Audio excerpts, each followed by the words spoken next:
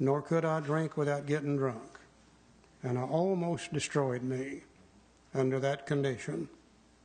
I came to AA and I got sober and I worked this program. Now, I no longer live in that hopeless state of mind and body. I cannot safely drink alcohol, but by golly, I can stay sober. And I don't live in that hopeless state of mind and body. I'll always be alcoholic, but I have recovered from alcoholism. And the main purpose of this book, to show other alcoholics precisely how we have recovered, is the main purpose of this book. And it's kind of like making cake. Let's say we go to an AA potluck meeting, and somebody's made a strawberry cake. And that's my favorite, by the way. If you ever make me one, that's what I'd like to have. And I bite into that cake, and it's just perfect. The texture's right, the moisture's right, the taste is right. And I say, who made this cake? And you being a good cook, you'd say, well, I made it. And I'd say, well, will you tell me how to do it, how you did it? And you say, sure, I'll be glad to. And you sit down and you write out for me a precise set of directions on how to make that cake. You tell me the ingredients to put in it, the quantity of the ingredients to put in it, the sequence in which to mix them together, the temperature at which to bake it, and how long to bake it.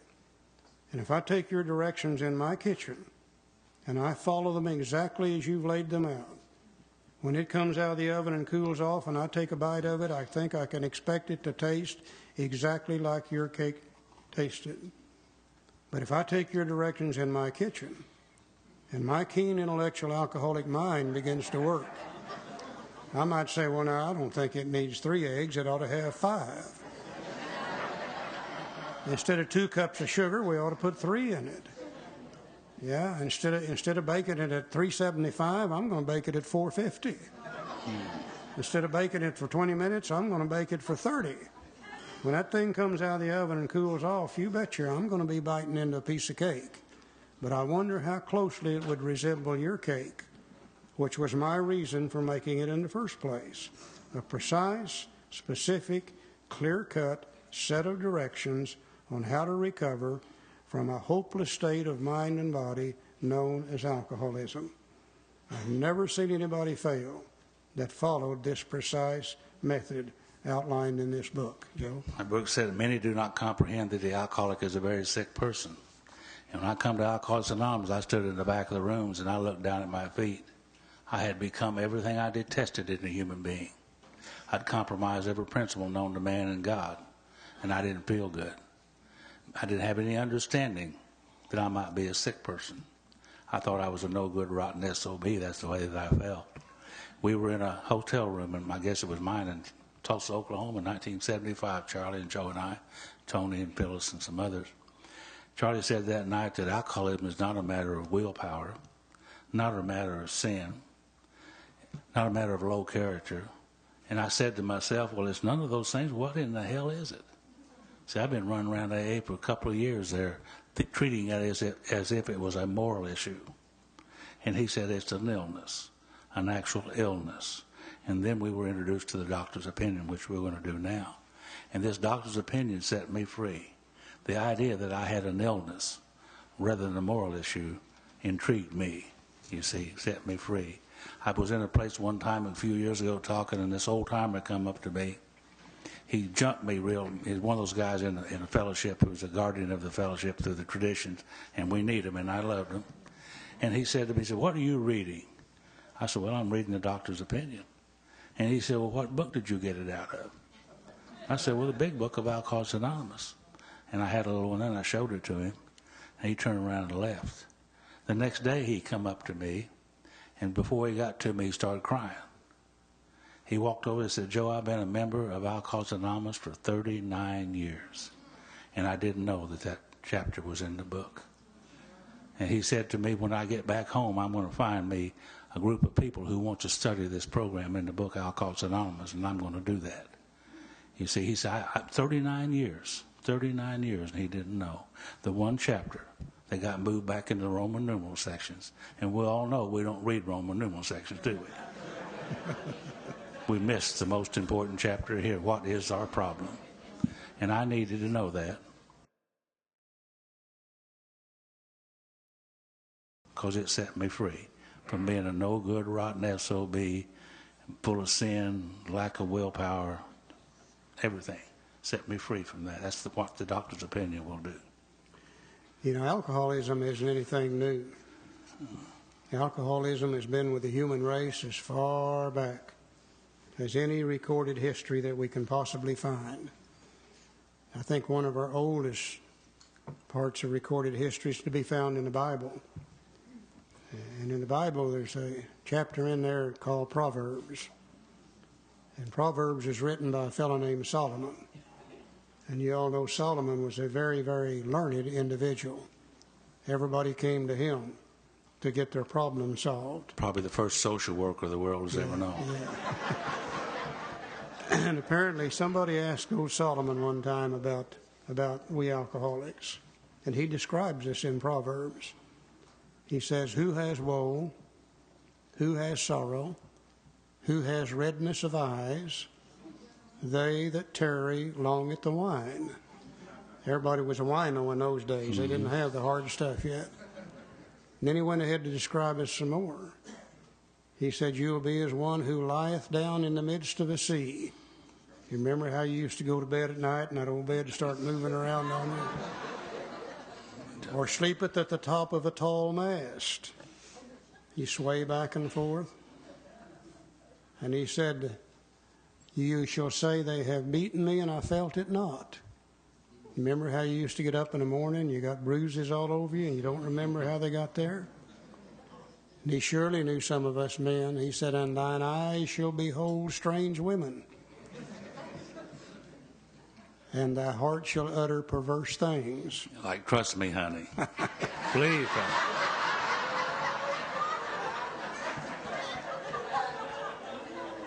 But then he said the most descriptive of all. He said, they will arise in the morning and seek it yet again. Almost a perfect description of alcoholism as we know it today. But Solomon didn't have any answer for it. And throughout our entire history of humankind, people have been trying to find the answer to alcoholism. You know, there was a doctor in England well over 500 years ago named Dr. Trotter. And he was one of the first to come up with the idea that alcoholism is a disease. He really didn't understand why, nor did he have any solution for it other than just don't drink, period. There was a doctor who was a signer of the Declaration of Independence here in our country named Benjamin Rush. And he wrote a paper on alcoholism. And he described we alcoholics, and he said it was a full-blown disease. But he didn't have any solution for it either. And it was only in 1930, when Dr. Silkworth went to work at the Towns Hospital, that we began to see some information being developed about what alcoholism really is. Now, Silky had always loved to work with alcoholics. Even in medical school, he was interested in alcoholics. But when he got out of medical school, he couldn't make a living working with alcoholics. You know, doctors didn't want to work with us in those days, and they still don't like to work with us today.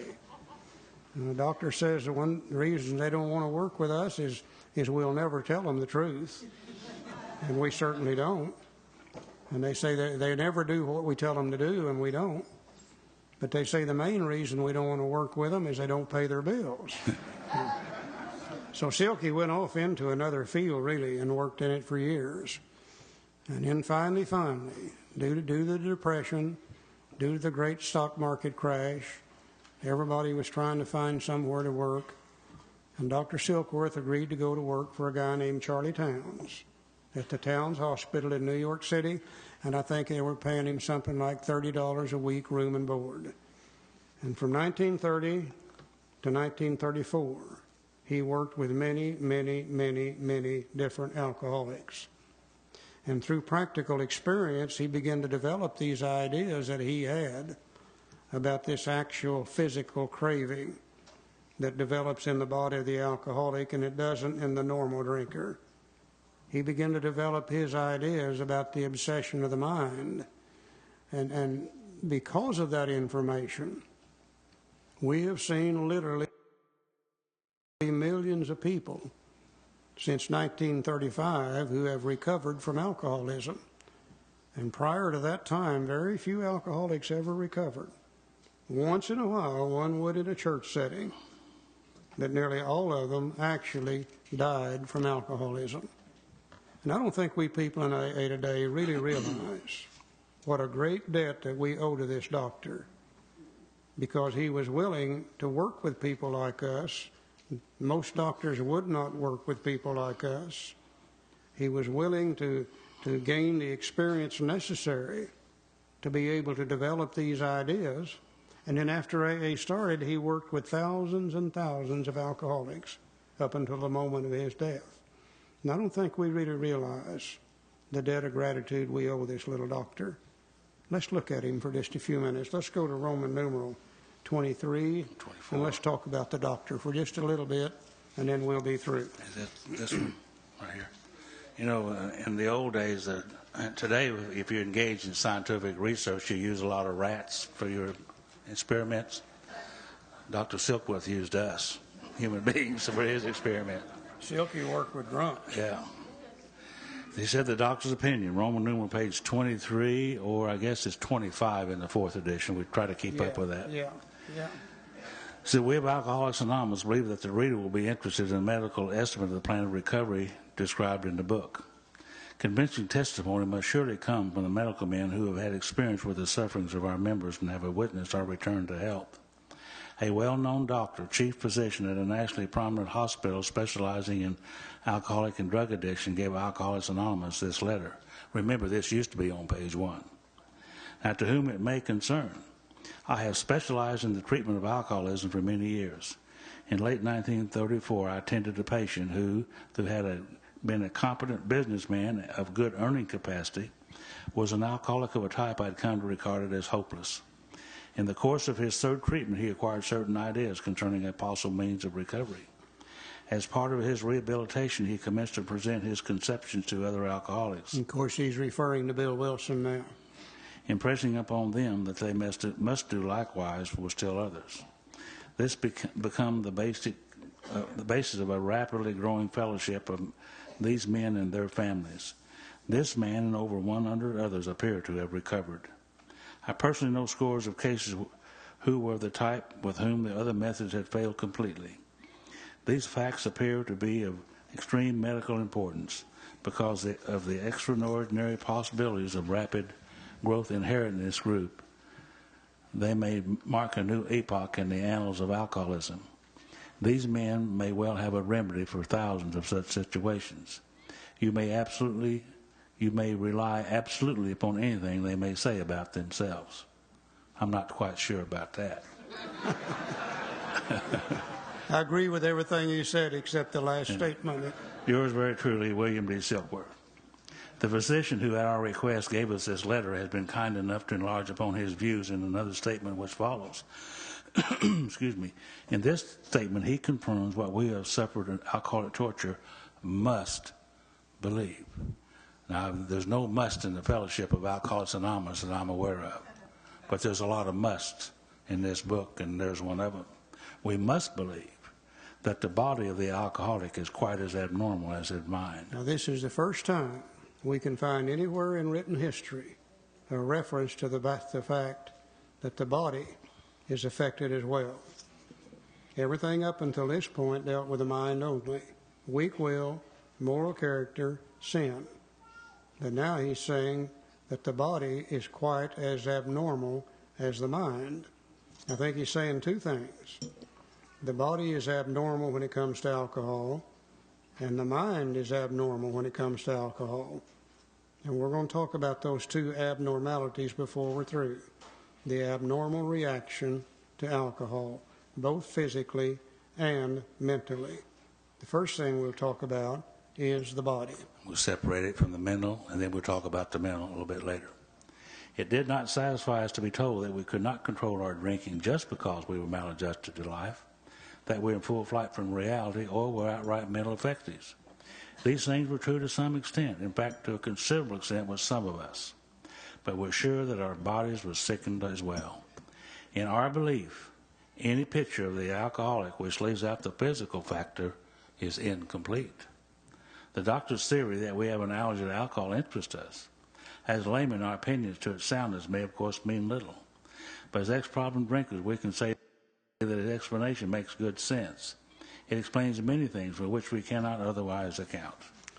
Okay, now if the purpose of a textbook is to transfer information from the mind of one human being or a group of human beings through the written word to the mind of another human being, thereby increasing the knowledge of the user of the book, and I think that's what they're for, then it stands to reason the transference of that information is going to be based upon the understanding of the words that are used in the book. If the writer uses a certain word and has a certain understanding of it, the reader of the book reads that word but has a different understanding of it, then the information that comes through is going to be garbled and incomplete information. And it seems as though there's a certain few key words in the big book that many of us have had difficulty in the past understanding them the way the writer understood them. And I think the first one is this word allergy. You know, most of us, before we come to AA, we've got a preconceived idea about allergies. I know I did. And I knew if you were allergic to something and you got around it or you ate it or you drank it or whatever, there would be some physical manifestation or indicator of that allergy. For instance, if you're allergic to strawberries and you eat them, you break out in a rash, the rash being the physical manifestation of that allergy. If you're allergic to milk and you drink it, you have a bad case of dysentery, the dysentery being the physical manifestation of that allergy. If you're allergic to certain plants, such as ragweeds, you get around them, your eyes itch, your nose itch, they water, and you begin to sneeze. The itchy, watery eyes, the sneezing, those are the physical manifestations of that allergy.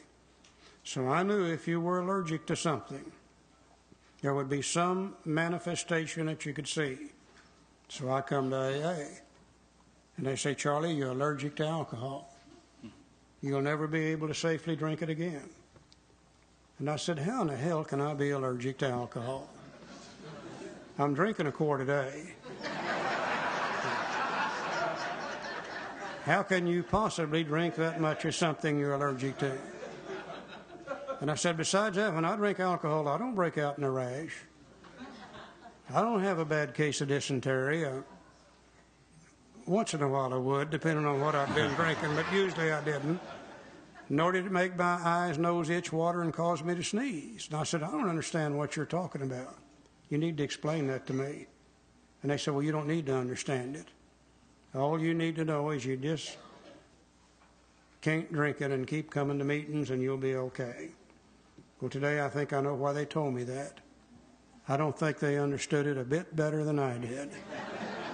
And I would go from person to person to person to person trying to get somebody to explain this allergy to me, and nobody would. They said, hey, forget the damned allergy. Another guy said, I'll agree with you, we can't be allergic to it.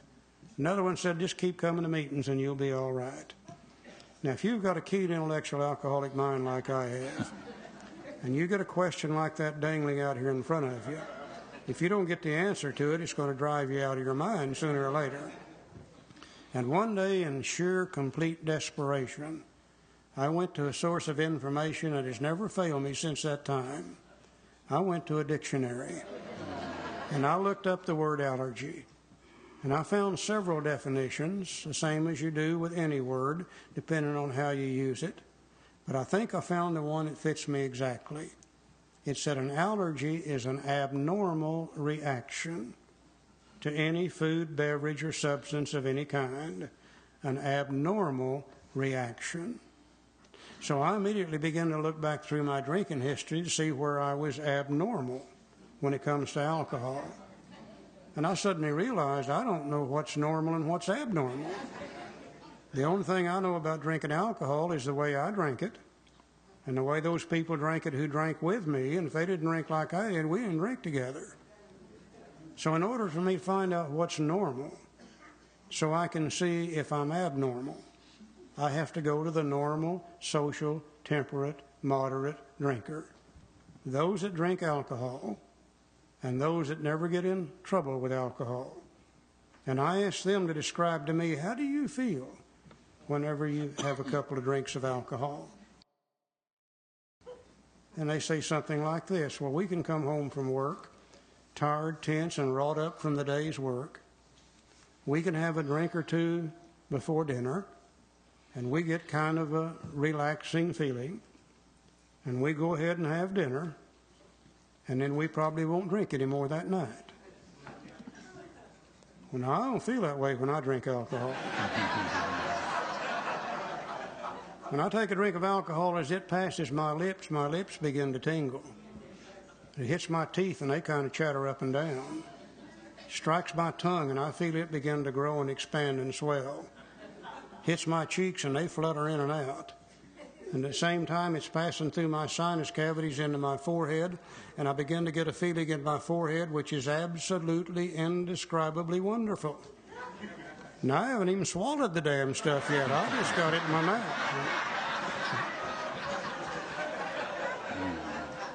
When I swallow it, you know what happens. As it goes down through my esophagus, my chest begins to grow and expand and get bigger and bigger. Hits my stomach and just literally explodes like a bomb. I feel it immediately racing through my arms, and they get longer and longer. Hits my fingers, and they begin to tingle and vibrate. Same time it's racing through my arms, it's racing through my legs. They're getting longer and longer, and I'm getting taller and taller, and it hits my feet and toes, and I get a hot, intense, burning, exciting, get up and go somewhere and do something feeling. I don't understand a relaxing feeling when you have a couple drinks of alcohol.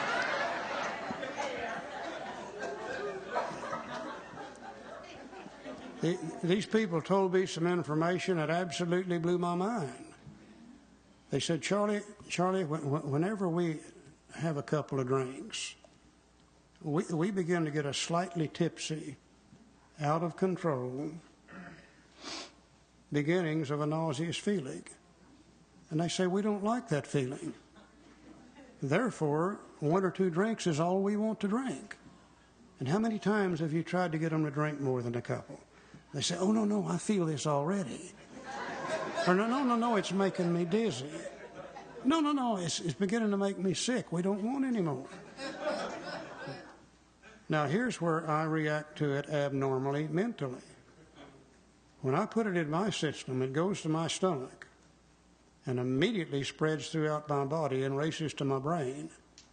And when it goes into my brain, instead of getting a slightly tipsy, out of control feeling, I begin to experience a very exciting, in control feeling. They have 2 drinks and they want to go to bed. I have 2 drinks and I want to go to town. Today I realize a slightly tipsy, out of control feeling is normal. For the normal drinker, alcohol is a sedative. It's a downer. It's supposed to give you a slightly tipsy, out of control feeling. But for we alcoholics, it's not a downer, it's an upper for us. It's a stimulant, and it excites us. And we want to get up and go and do things. So I react to it abnormally mentally. But then they said it gave them a nauseous feeling. And they said, we don't like that feeling of nausea, so we don't want any more. I put it in my body and it goes into my stomach. I don't experience a feeling of nausea. What I experience is an actual physical craving that demands more of the same. Their body says, puke it up. Mine says, put some more in here. And that craving is so strong that I can't control the amount that I drink after I once start drinking. Today I realize the normal reaction to alcohol, it's a destroyer of human tissue. And you put something in a body that will destroy human tissue, the mind and body working together experiences nausea and says, let's puke it up. But for we alcoholics, it doesn't do that. When we put it in our body, instead of saying puke it up, it simply says put some more in it. And we react abnormally, both mentally and physically, when it comes to alcohol. The only difference between normal and abnormal is what do the majority of the people do. 9 out of 10 react that way. 1 out of 10 reacts the way I do. Therefore, we are considered to be allergic to alcohol. Both mentally and physically, we are abnormal. I didn't know that till I talked to those social drinkers, and they gave me that information, and it like to blew my mind. You know, today I just love to watch them. I love to watch social drinkers. And the best place in the world to watch them is in an airplane. You got them close, they can't get away from you. And they'll order a drink from the flight attendant, and they bring it in a little bitty bottle. They're $5 today. Not a drink in that bottle, $5 for that bottle.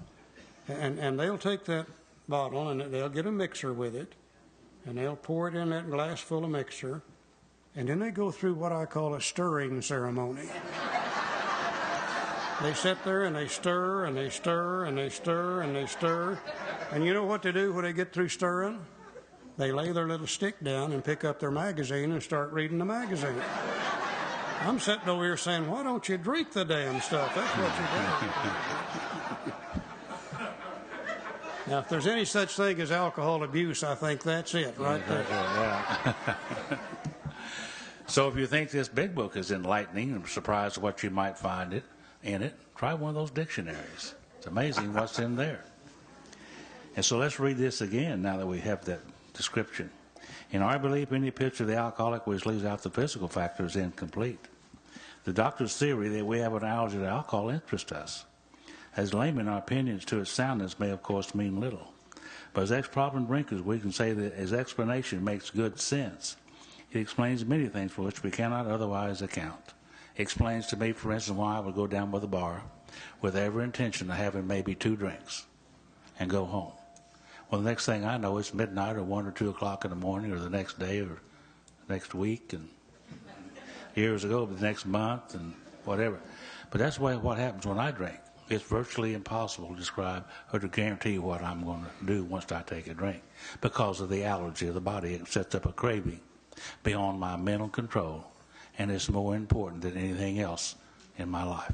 It has been proven to be that way, and that interests me. I needed to know that information. It explains many things which I couldn't otherwise account. Now, he explains that here on that page. A good textbook never tells you anything but what it doesn't back it up with additional information to prove the point. Let's now go over to Roman numeral 26. Or 28. Or 28 in the 4th edition. And we're going to talk about this allergy again just a little bit. So we believe, and so suggested a few years ago, that the action of alcohol on these chronic, I was diagnosed as a chronic alcoholic. I didn't like that diagnosis. I understand it today, but I still don't like it much. Chronic simply means doing the same things over and over and over. So I was a chronic alcoholic. It is a manifestation of an allergy, and that the phenomenon of craving is limited to this class and never occurs in the average temperate drinker. The average temperate drinker is not allergic to alcohol. Only alcoholics are. These allergic types can never safely use alcohol in any form at all. And once having formed the habit and found they cannot break it, once having lost their self-confidence to reliance upon things human, the problems pile up on them and become astonishingly difficult to solve. Okay. The manifestation of the allergy to strawberries is a rash. You can see it. The manifestation of the allergy to milk is dysentery. You can see it. The manifestation of the allergy to ragweeds is itchy, watery eyes, sneezy. You can see it. The manifestation of the allergy to alcohol is referred to here as the phenomenon of craving.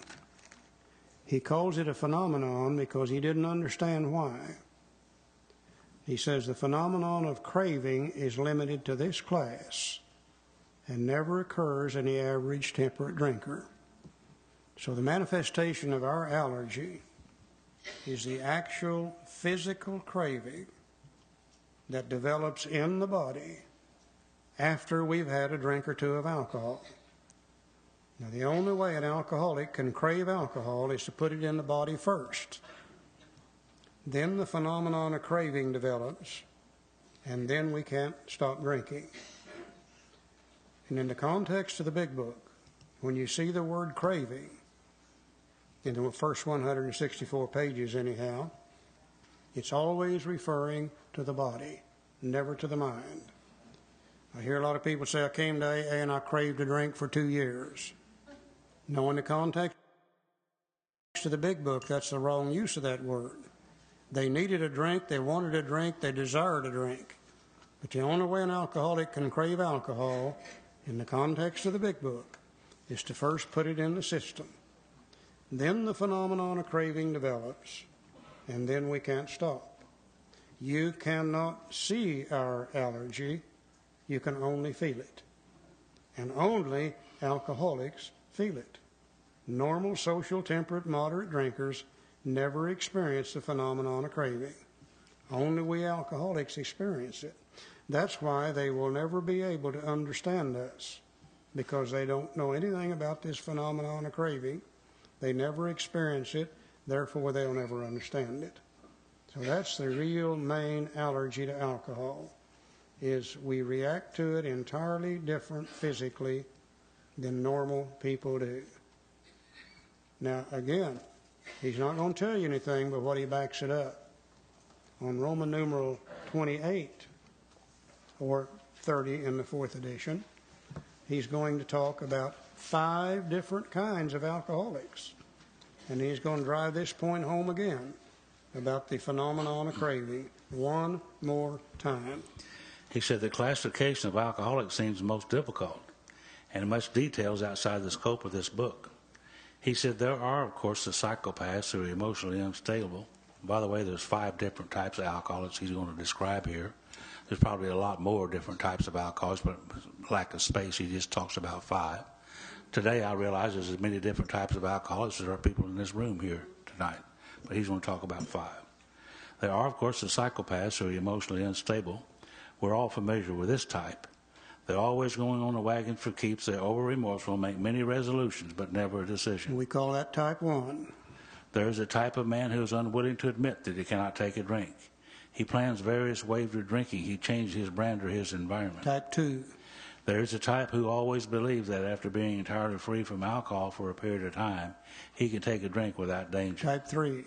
There is a manic-depressive type who is perhaps the least understood by his friends, about whom a whole chapter could be written. Type 4. Now, I always thought I was the next one, a type 5. Then there are types entirely normal in every respect. Doesn't that describe Charlie? Except in effect alcohol has upon them. They're often able, intelligent, friendly people. I used to read that and I'd think, well, how did he know so much about me anyhow? Now he makes this point. All these and many others have one symptom in common. They cannot start drinking without developing the phenomenon of craving. This phenomenon, as we have suggested, may be the manifestation of an allergy which differentiates these people and sets them apart as a distinct entity. It has never been, by any treatment of which we are familiar, permanently eradicated. The only relief we have to suggest is entire abstinence. Now, I think what he said is this. If all we alcoholics in this room tonight should take a drink, God forbid that happen, but if we did, we would not all react exactly the same. In just a little bit, one of us would be crying in our beer, oh, the world not treating us. In just a little bit, one of us will be right up on top of a table, hooping and hollering and dancing and cutting up and having a good time. In just a little bit, look back in the far corner, there'll be 2 of them back there getting in a fight, just sure as anything. Look over in this corner, there'll be a couple over here, one putting the make on the other. We tend to do that too when we drink. We would do many, many different things, but if we're a real alcoholic, there's one thing every one of us would do. We would start looking for a second drink. The phenomenon of craving is developed, and now we got to have a third drink, and a fourth, and a fifth, and a sixth, and on, till we're drunk and sick and in all kinds of trouble. And it really doesn't make any difference whether we were born with it or whether we drank ourselves into it. I think I was born with it. I drank alcohol for 26 years. I don't ever remember taking one drink of anything that had alcohol in it. Alcohol, one always led to 2 to 3 to 6 to 8 to 10. Joe drank with relative safety for several years. Finally, though, the same thing happened to him that happened to me from the very beginning. Every time he tried to drink, he ended up drunk and sick and in all kinds of trouble. So it doesn't make any difference whether we're born with it or drink ourselves into it. Nor does it make any difference how long it takes us to get drunk. You know, this phenomenon of craving developed to the point in me that if I would take a drink, say at 8 o'clock in the evening, by midnight I found a policeman and I'm in jail somewhere. Some of you might have 1 or 2 tonight, 3 or 4 tomorrow night, 5 or 6 the next night, and it may take you a week to find your policeman and get in jail. But what difference does it make? The first drink is what triggers it off, and we end up drunk, and I know that's true. Because if you and I could drink without getting drunk, we wouldn't be here tonight, would we? We'd be out there somewhere drinking without getting drunk. And this is what we've really got in common in AA. This is the real identification thing in AA. This is why we need to be talking about nothing but alcoholism in AA. Because this is the thing that every one of us has experienced. And every one of us understands it. And every one of us has gone through it. And this came to us from Dr. Silkworth. Now, if I don't want my allergy to hurt me, then the only thing I've got to do is just don't drink, right? If I don't take a drink, my allergy can't hurt me. And we're going to look at a picture here for just a moment showing this allergy. And let us be the first to say this little picture we're going to look at is not AA information. You know, AA doesn't get involved into why we're allergic. If we did, it would create controversy within our fellowship. But there's information that's come out in the last few years that has proven the doctor's opinion. Back in the 1930s, they didn't know much about metabolism. Today they do. Today they know if you take a piece of beefsteak and put it in your body, the mind and body recognizes what it is. Certain organs of the body produce some enzymes. The enzymes attack the beefsteak and start breaking it down. And the body has the ability to separate it into usable and non-usable items. The vitamins, the amino acids, the carbohydrate, the things necessary for the body, it retains. The rest of it gets rid of through the urinary and intestinal tract. It'll do the same thing with a liquid that it does with a solid. And it'll do the same thing with anything you put in it, providing it's not a deadly poison that kills you before it can be metabolized. That center picture shows the normal, social, temperate, moderate drinker. This is a thing we picked up several years ago from a study a doctor had been doing for a long time. The normal social drinker puts alcohol in the system. The enzyme production starts. The enzymes attack the alcohol, and they break it down first to a material called acetaldehyde. Then after a period of time, it's broken down to diacetic acid. Then after a period of time, it's broken down to acetone. And in the final stages, it becomes a simple carbohydrate made up of water, sugar, and carbon dioxide.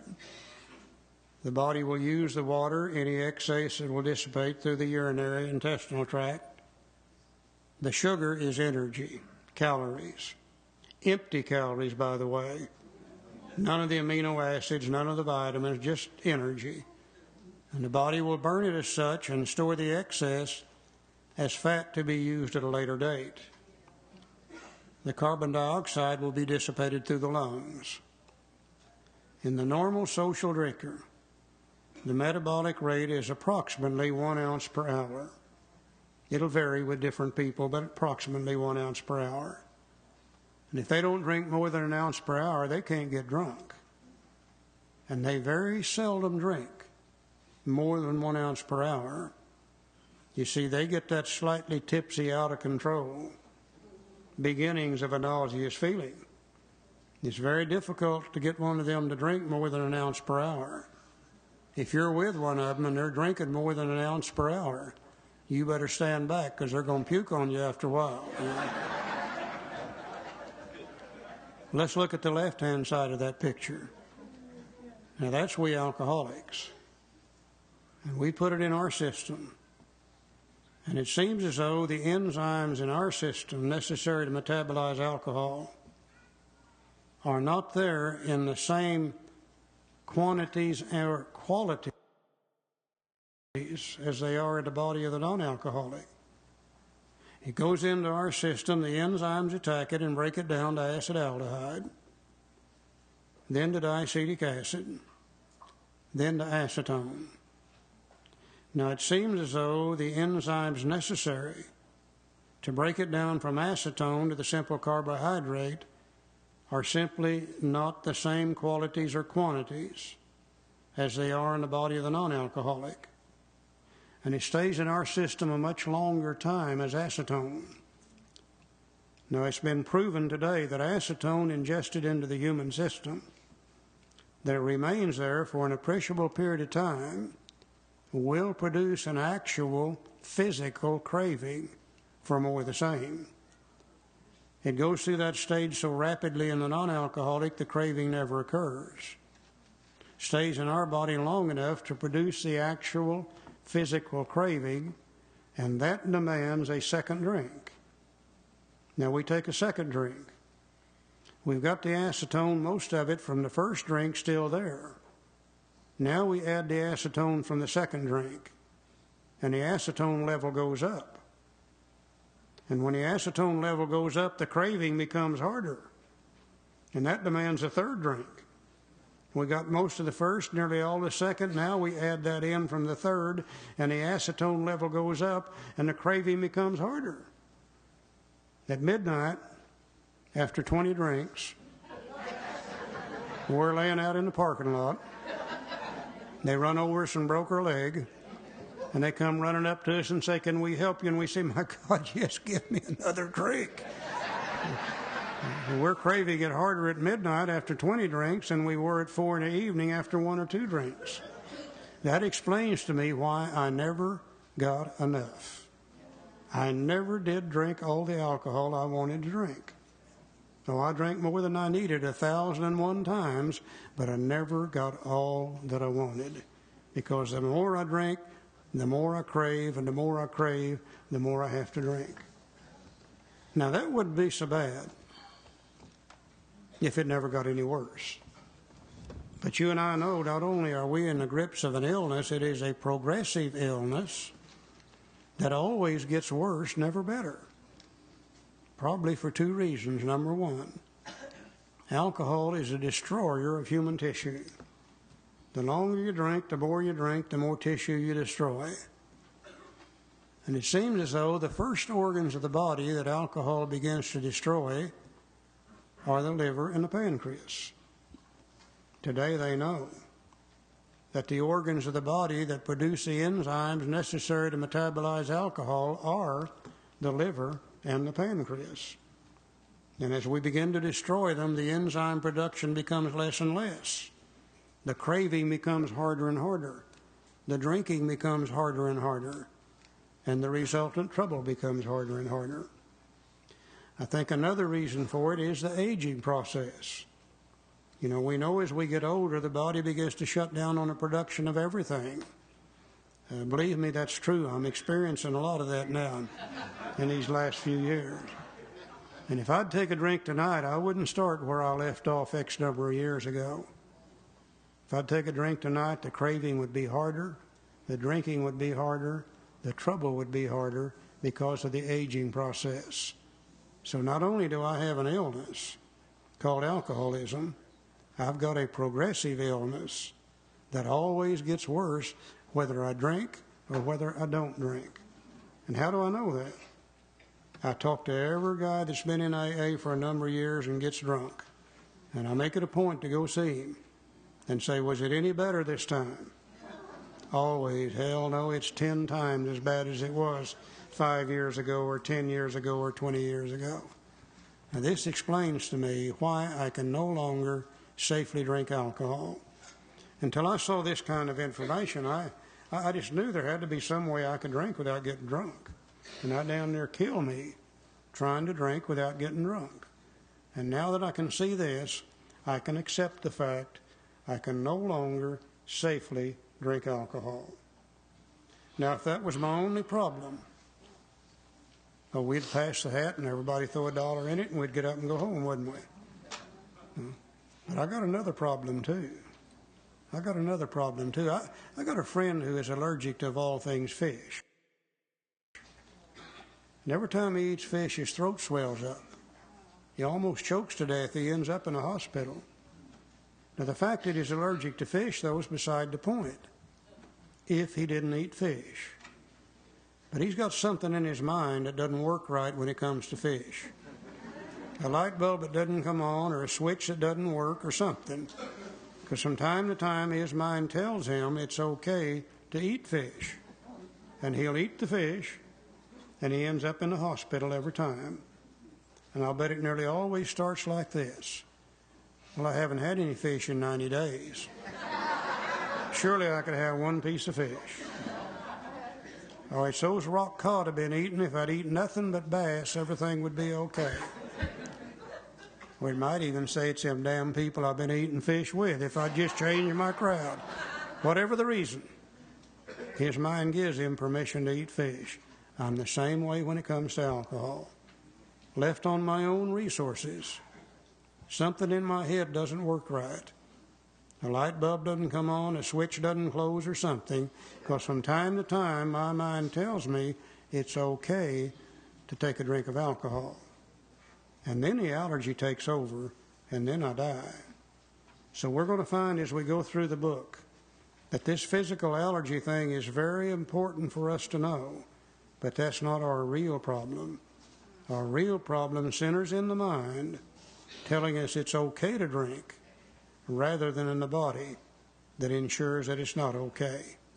Let's look at the mind for just a little bit, and then we'll be through. So the doctor says the only relief he has to suggest is just don't drink. So now we're going to talk about the most dangerous part of the illness. And the most dangerous part of the illness is not when we're drinking. It's when we are sober. You know why? Because we're thinking about drinking. That's the most dangerous part of the illness. So let's move backward now to the Roman numeral page 26 in the third edition, and Roman numeral page 28 in the fourth edition. And we'll talk a bit about the mind, the obsession of the mind. It says that men and women drink essentially because they lack the effect produced by alcohol. Now, many alcoholics are highly offended when you tell them that. They say, oh, no, that's not the reason I drink alcohol. They say, the reason I drink alcohol is I love the taste of alcohol. I wouldn't argue with them whether they do or not, you know. I love the taste of cold beer. Always have all my life, as far back as I can remember. I also love the taste of Cold Mountain spring water. I never did sit down and drink a case of Cold Mountain spring water. Alcohol did something for me that Cold Mountain spring water doesn't do. Always on the outside of the crowd looking in. Always wanted to be a part of and knew I could not be. You ladies, I was absolutely scared to death of you. I was just tongue-tied when I got within 20 feet of one of you. And one night at a high school dance, somebody gave me a drink of moonshine whiskey. And all those fears disappeared. And I was allowed to ask a girl to dance with her. Danced with her and didn't make a fool of myself. I was allowed to ask to take her home from the dance. I was allowed to get in the back seat of a 36 Chevrolet with her and do some things I'd been wanting to do for a long, long time. I loved the effect produced by alcohol. If it made me slightly tipsy, out of control, and nauseous, I wouldn't like that. But you see, it excites me, and it turns me on. And it lets me do those things I never could do before. It lets me be just as good as anybody else. It lets me be whatever I wanted to be when I was drinking. I love the effect of it. You know, we can all identify with that effect, but there are many, many other effects by which we drink too. Sometimes we overdo some of those things we always wanted to do and get in a little bit of trouble. And we wake up the next morning, we have a little guilt, shame, and remorse. And we call for another drink to get rid of the guilt, shame, and remorse. And we know that alcoholism is a progressive illness. It gets worse over a period of time. And we drink for many, many other effects. In the end of my drinking, I drank for the sickest effect of all, was total oblivion. I just wanted out of it. There's only one thing wrong with a total oblivion. You wake up, right? Then you have to start drinking all over again. There are many, many effects by which we drink. He said the sensation is so elusive that while they admit it is injurious, that it cannot after time differentiate the true from the false. I got where I didn't know the true from the false about my drinking. To them, their alcoholic life seems the only normal one. My alcoholic life became normal to me. The abnormal became normal. And the bars that I went to and drink in, if they didn't drink in that bar somewhat like I didn't go in those bars. And the people that I ran around with, if they didn't drink like I didn't run around with them. The abnormal had become normal to me. I didn't know the true from the false. I remember one morning my wife Phyllis, stand up there, honey, just a minute. Phyllis. That's Phyllis. She's my wife. She has a chronological birthday Sunday, by the way. And soon she'll have 30 years of sobriety, too, thank God. So, How many times you been married to Phyllis? well, she only claims once, but I divorced her twice, and it wasn't even my turn. So, I remember one morning we woke up and come to what drunks do, and I said, Phyllis, you realize most people don't drink like we do? You know what she said to me? She said, bullshit. I don't talk that way. That's what she said. She said, bullshit. Everybody we know drinks like we do. Well, that was the truth, you know. And I didn't know that. To them, their alcoholic life seems the only normal one. It became normal to me. And this is what we are when we're not drinking. They are restless, irritable, discontented. And I put a few other little words in there too, full of guilt, shame, and remorse for some of the things I did while drinking. Remember when you were brand new, they said to you, hey, if you don't drink, you're going to feel better. You're going to feel resentment better. You're going to feel anger better. You're going to feel a lot of things better because we don't have the alcohol to kill the pain, you see. That's why it's important to get on through these steps as quickly as possible because I don't suffer well. I mean, I still don't suffer well. And I certainly did in those days. I got to find some relief for some of that guilt, shame, remorse, that restless, irritable discontentedness. If I don't, I'm going to have to go back to drink because I know there's a solution for that. It's recorded right up here on the hard drive. It's still there. It doesn't go away. He said, unless they can again experience the sense and ease of comfort, which comes at once by taking a few drinks which they see others taking with impunity.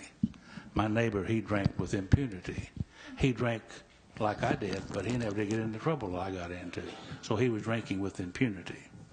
He said, after they have succumbed to the desire again, as so many do, then we take the drink. And then the phenomenal craving develops. They pass through the well-known stages of a spree, emerging remorseful, with a firm resolution not to drink again. Now this is repeated over and over and over and over and over. Unless this person can experience an entire psychic change, there's very little hope for his recovery. Entire change of ideas, emotions, and attitudes while not drinking. Unless that can happen, there's very little hope for a recovery. Bill called it a spiritual awakening, a spiritual experience, and talks about a personality change. But here Dr. Silkworth called it a psychic change. They're talking about the same things. Unless that can happen, there's very little hope for my recovery. And another thing that I've learned too, you can't heal a sick mind with a sick mind. Can't think your way out of it. The more we try to think our way out of it, the deeper into it we get, you see. Go ahead, Charlie. Okay, we made up this little drawing to more or less indicate not only the physical side, but also the mental side of alcoholism. And over here on this physical side, we could all see why we can't safely drink. Now, for years and years, alcohol was my friend. For years and years, it allowed me to function in society. It allowed me to do the things I wanted to do. And allowed me just to be as good as anybody else, period. But after several years of drinking, and we know it's a progressive illness, the drinking began to get worse and worse. The drunks became longer and longer. The resultant troubles became more and more. And I did what most alcoholics do. Whenever the alcohol began to be a problem for me, I never really considered quitting drinking. What I said was, Charlie, you're going to have to learn how to control your drinking. You're going to have to cut down on the amount you drink. With the end result that every time I tried to control my drinking, whether it was changing my brand, or whether it was going from beer to wine, wine to whiskey, or whiskey to vodka, or whether it was buying a half a pint or a quart, every time I tried to control my drinking while drinking, I ended up drunk every time. Any of you guys ever try to control your drinking while drinking? I can see now why it was impossible for me to do so. Now that I know about the allergy, and now that I know about the progression, I can see why not only could I not control my drinking while drinking, but the drinking just got worse and worse and worse and worse. I'm a slow learner. After 3, 4, 5 years of it getting worse and worse and worse and worse, not being able to control my drinking while drinking, then I pulled out the most useful tool that an alcoholic has, which is willpower. And I said, well, since I can't seem to be able to control my drinking while drinking, then what I better do is just quit drinking. Period. Just quit drinking. Now, I would come off of those drunks, and I would be restless and irritable and discontented. I'd be filled with shame and guilt and remorse and resentment, and I didn't feel good. And over here is my emotional barometer. And as the days went by without any relief, as the days went by doing nothing about the way I felt down here, getting more and more irritable, more and more mad at my wife, more and more trouble with my kids, more and more trouble at work, I'd get to thinking about, well, now, Charlie, maybe you're not a real alcoholic.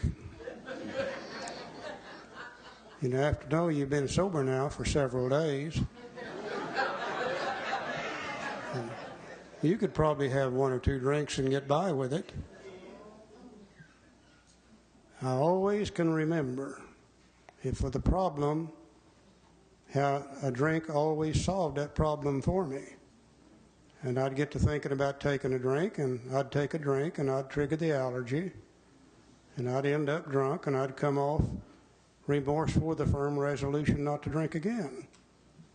And I said, okay, now, you're really going to have to use your willpower now. And I said, sick 'em, Will. We're through with that damn drinking. And I put willpower right in there between the problem and 1 drink. I put willpower between the problem and the solution.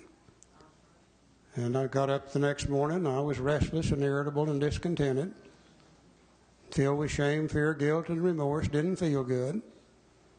But by God, I wasn't going to drink to change it. And a day or 2 later, I began to think about, maybe I could take a drink and it would be okay. Or maybe it really wasn't that bad. Or maybe this time she won't file for divorce. Or maybe they really won't come and get me this time.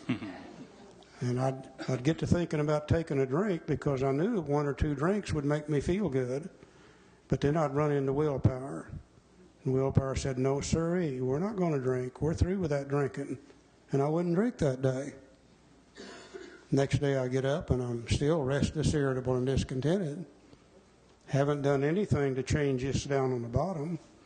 I'm getting more and more upset with everybody around me, and I want to feel better. And I only knew one thing that would make me feel better, and it was that magic that comes from that first one or two drinks. And I'd be thinking about the great sense of ease and comfort that comes at once by taking a couple of drinks, and I'd say, well, maybe I'm not alcoholic. Maybe I could drink. And I'd run into willpower. Willpower says, no, sirree, we're not drinking. And I wouldn't drink that day. And I'd go that way for a week or 2 weeks or 3 weeks. And life's getting more and more hellish all the time.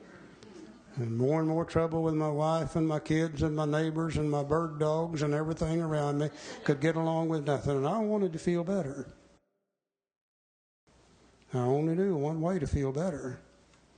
And I got to thinking about taking a drink. And I said, man, you've been sober now for 90 days. Surely you could have one drink. But I hit old willpower again. Willpower said, no, sir, we're not going to drink. Don't you remember the last time you went to jail? Don't you remember last time she filed for divorce? Don't you remember last time you had a car wreck? And I wouldn't drink that day. But I'd get up the next day. And I'm still restless and irritable and discontented. And I want to feel better, and I only know one way to feel better, and that's take a drink.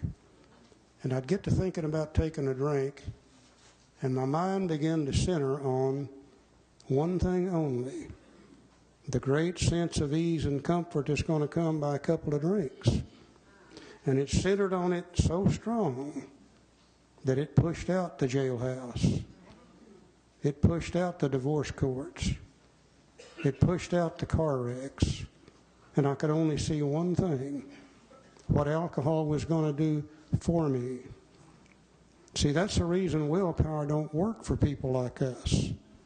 Because just before we take a drink, the mind sees nothing wrong with taking a drink. The idea of what we're going to get from the drink is so strong that it pushes out all ideas to the contrary.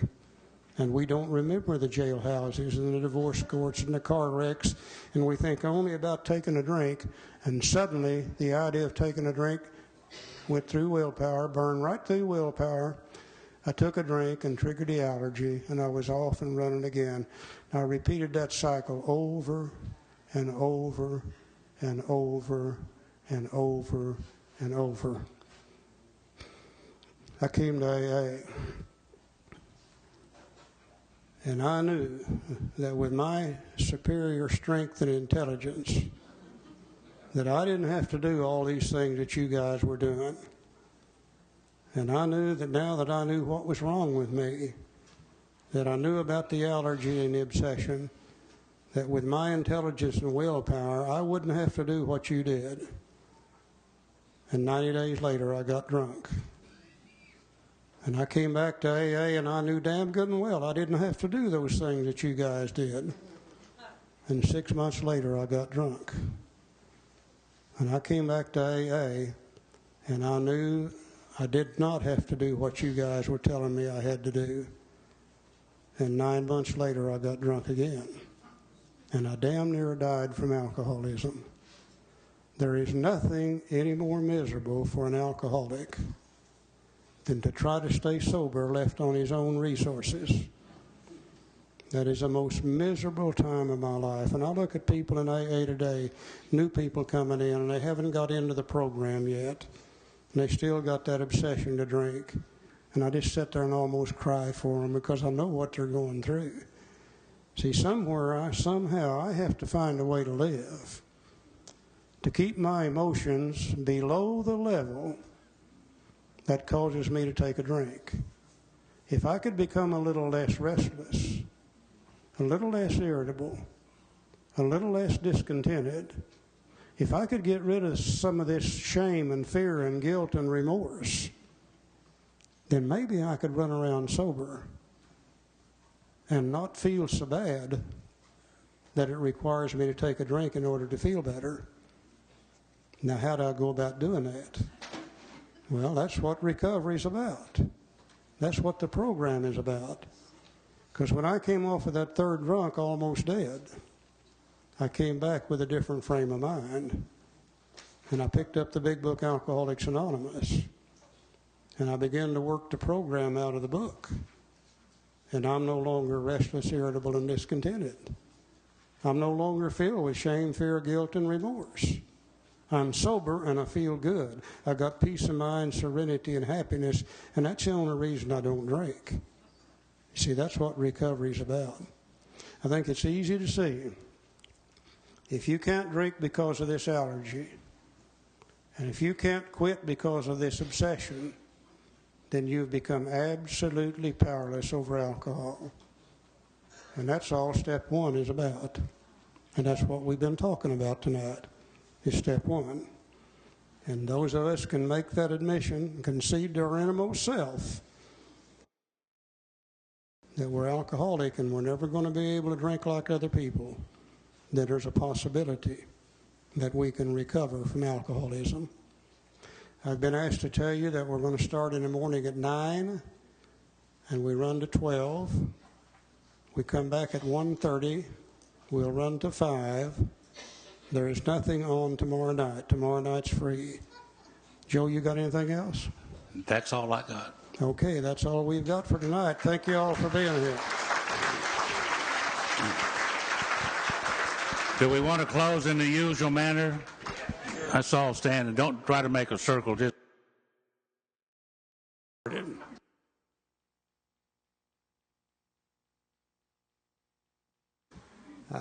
this time the story is about the alcoholic, the Al-Anon, and the Alateen. And by the way, do we have any Al-Anons in the room this morning? Oh yeah, I have several. Okay, great. They had been to an AA convention, and on the way home they decided to go out through the countryside and see a little bit of different views and things rather than go home the regular way. And as they were going home that afternoon, they got out in the country and they got lost out there. And they couldn't find their way back out, and finally they stopped at a farmer's house.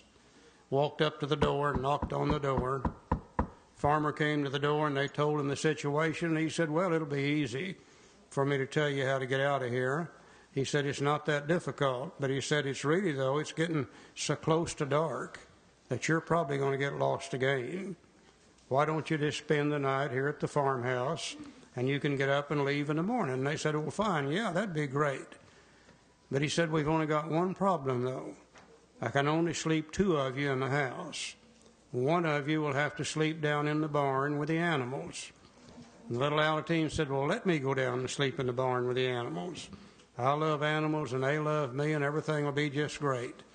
So they all go to bed with the Alateen down in the barn.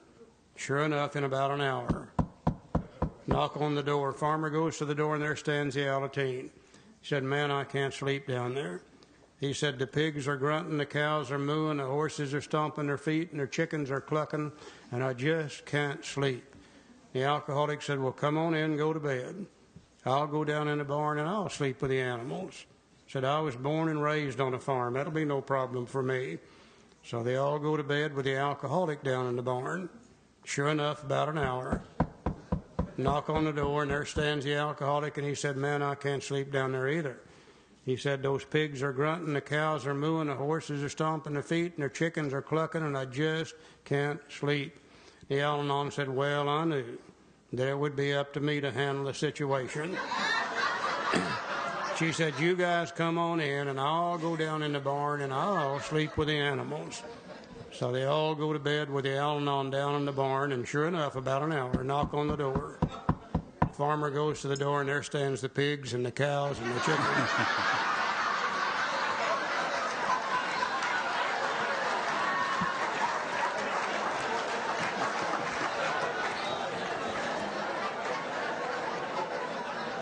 Now, I'm married to a black belt Al-Anon that's got 38 years in the Al-Anon Fellowship, and every time I tell that joke, she just gets madder than hell. We love Al-Anon. We really love Al-Anon. I think it's the best thing ever happened to AA. You know, any new person I work with, if they've still got a spouse, I do everything I can to get that spouse involved in Al-Anon. Makes it a lot easier for we alcoholics to stay sober. You know, you Al-Anons can't make us sober, and you can't make us drink, but you can make us thirsty as hell once in a while. So I do my best to get them involved in Al-Anon. Joe? Go ahead. Okay. Enough fooling around. We spent a lot of time last night talking about the doctor's opinion, and we could see that that our problem with alcohol was not weak will, that it wasn't moral character, that it wasn't sin, that we actually had an illness, and it's a twofold illness, an illness of the body and as well as an illness of the mind. And we found that we had become physically allergic to alcohol. And every time we put alcohol in our system, it produces what Dr. Silkworth referred to as the phenomenon of craving. And it was impossible for us to control the amount we drank after we once start drinking. We also found out that was only part of the problem, that we also had what we call an obsession of the mind. An obsession of the mind being an idea that overcomes all ideas to the contrary. And it really didn't make any difference how badly we wanted to stay sober. Didn't make any difference how badly we exerted our willpower. From time to time, the obsession of the mind would tell us that it's okay to drink. And believing at this time is going to be different. Believing at this time we're not going to get drunk. We take the drink, we trigger the allergy, and we end up drunk over and over and over and over. And we could see that if we couldn't safely drink because of the body, if we couldn't keep from drinking because of the mind, then we've become absolutely powerless over alcohol. And for most of us, for the first time in our lives, that's the first time we knew what was wrong with us. Because you see, we always thought it was willpower too. We always thought it was moral character. We always thought it was sin. Why would we not? That's what everybody had told us up until that time. And I think we people in AA are the luckiest alcoholics in the world, because we're the only alcoholics in the world that know what's wrong with us. All the rest of them out there, they still think it's willpower. They think it's moral character, and they think it's sin. And eventually, if they don't find AA, they're probably going to die from alcoholism.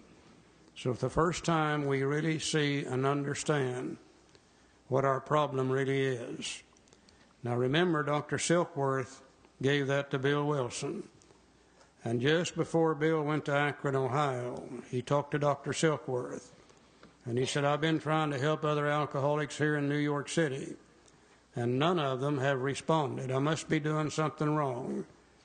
And Dr. Silkworth said, well, why don't you explain to them the exact nature of the illness? Why don't you tell them what I told you, that every alcoholic wants to know? Why can't I drink like I used to without getting drunk? Why can't I stay sober now that I want to stay sober? He said, explain that to them and you'll get their attention. Then you can talk to them about spirituality, not by accident. The very next person Bill talked to happened to be Dr. Bob.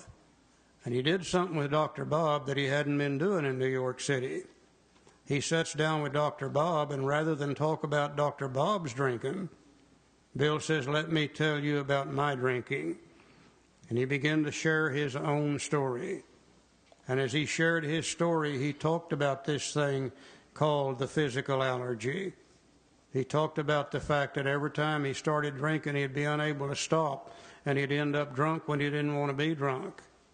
He talked about his own obsession of the mind, that irregardless of how hard he tried on willpower, from time to time his mind would tell him it's okay to drink, and Dr. Bob identified with him immediately. Then Dr. Bob, already being in the Oxford group, he began to apply their program to a depth they never had before, and he recovered. And they learned at that particular meeting the value